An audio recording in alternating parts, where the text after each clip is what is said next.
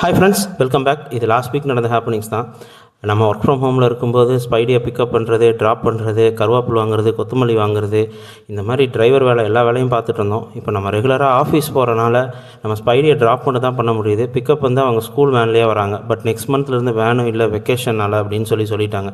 இது என்னடா நம்மளுக்கு வந்த சோதனை அப்படின்ற மாதிரி இருந்துச்சு. ஸ்கூட்டர் வாங்குறதா ஃபஸ்ட்லேருந்தே பிளான் இருந்துச்சு. பட் ஆனால் அதை எலக்ட்ரிக்கில் வாங்கலான்னு ஃபிக்ஸ் பண்ணிட்டோம். இது வந்து நாங்கள் இந்த பைக் டெலிவரி எடுக்க போன அன்னைக்கு நடந்த கிளிப்ஸ் தான்.